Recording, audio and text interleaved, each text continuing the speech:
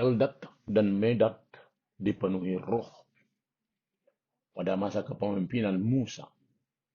Walau tidak hadir dalam kemah dari 70 tua-tua yang terpilih untuk dipenuhi roh Allah.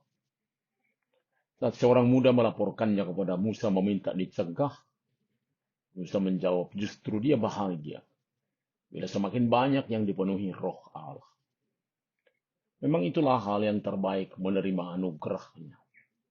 Bila mana kita boleh ingat bagaimana Raja Saul berkarakter negatif setelah roh Tuhan undur daripadanya. Maka adalah baik bila mana kita senantiasa dituntun oleh roh Allah. Kita yang sudah dipenuhi roh akan nyata hidup di dalam ketetapannya. Selamat hari Minggu, kuasa Dimodogeniti, Bapak Ibu anak-anak kami yang dikasihi Tuhan Yesus Kristus. Mari tetap hidup di dalam kehendak Tuhan. Immanuel. Kita berdoa. Damai sejahtera Allah yang melampaui segala akal akan memelihara hati dan pikiranmu dalam Kristus Yesus. Amin. Firman Tuhan di hari Minggu ini tertulis dalam Yehezkiel 36 ayat 22 sampai 27. Oleh karena itu katakanlah kepada kaum Israel, beginilah firman Tuhan Allah. Bukan karena kamu aku bertindak, hai kaum Israel, tetapi karena namaku yang kudus yang kamu najiskan di tengah-tengah bangsa-bangsa di mana kamu datang. Aku akan menguduskan namaku yang besar yang sudah dinajiskan di tengah bangsa-bangsa. Dan yang kamu najiskan di tengah-tengah mereka. Dan bangsa-bangsa akan mengetahui bahwa akulah Tuhan. Demikianlah firman Tuhan Allah. Manakala aku menunjukkan kekudusanku kepadamu di hadapan bangsa-bangsa. Aku akan menjemput kamu dari antara bangsa-bangsa. Dan mengumpulkan kamu dari semua negeri dan akan membawa kamu kembali ke tanahmu. Aku akan mencurahkan kepadamu air jernih yang akan mentahirkan kamu dari segala kenajisan. Dan dari semua berhala-berhalamu aku akan mentahirkan kamu. Kamu akan kuberikan hati yang baru. Dan roh yang baru di dalam batinmu. Dan aku akan menjauhkan dari tubuhmu hati yang keras. Dan kuberikan kepadamu hati yang taat. Rohku akan kuberikan diam dalam hati batinmu. Dan aku akan membuat kamu hidup menurut segala ketetapanku. Dan tetap berpegang pada peraturan-peraturanku. Dan melakukannya. Betapa tenteram hati bila mana hidup menurut kehendak ketetapan Allah. Sebab kita percaya bahwa Allah merancang hal-hal yang baik bagi umat manusia dari sejak diciptakan hingga saat ini. Perbuatan ajaib Tuhan dikatakan bukanlah oleh karena kaum Israel atau karena kebaikannya, namun adalah oleh namanya yang kudus, yang telah dinajiskan di tengah bangsa-bangsa. Perilaku umat Tuhan yang kurang baik tentunya menjadi celaan baginya. Maka saat Tuhan bertindak dengan memberikan keselamatan bagi umatnya, tindakan itu menjadi pernyataan bagi bangsa-bangsa akan kesiapaannya.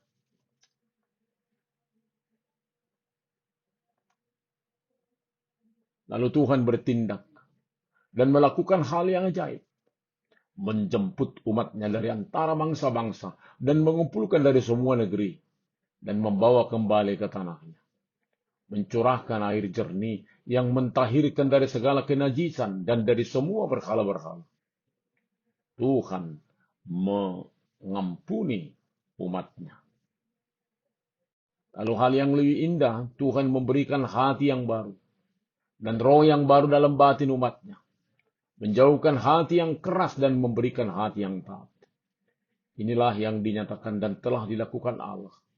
Rohku akan kuberikan diam dalam batinmu Dan aku akan membuat kamu hidup menurut segala ketetapanku. Dan tetap berpegang pada peraturan-peraturanku dan melakukannya. Hal ini sudah nyata dalam perbuatan Allah, terutama pada saat kehadiran Tuhan Yesus dalam kematian dan kebangkitannya. Mari kita bersedia digerakkan, dituntun oleh Roh Tuhan, sehingga senantiasa hidup di dalam kehendak Allah. Taurat Allah, ketetapan-ketetapan menjadi santapan yang menyukakan bagi umatnya. Umat yang selalu haus akan firman Tuhan untuk didengar serta dihidupi. Amin, kita berdoa. Terima kasih Bapa. Sungguh kami sangat bersyukur untuk kebaikan yang Engkau beri bagi kami, umat berdosa ini. Engkau menebus dan memberikan kami keselamatan di dalam Kristus Yesus. Sertai kami Tuhan dalam perjalanan kehidupan kami. Biarlah kami tetap hidup dalam kesetiaan kepadamu. Hanya dalam nama Tuhan Yesus kami berdoa. Amin.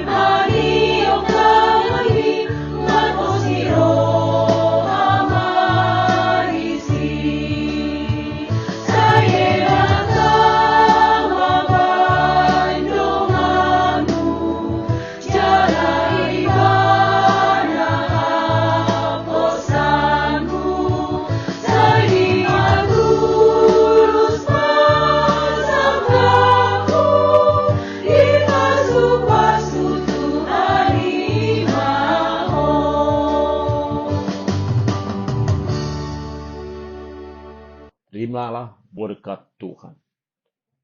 Tuhan memberkati engkau dan melindungi engkau. Tuhan menyinari wajahnya kepada engkau dan memberi engkau kasih karunia.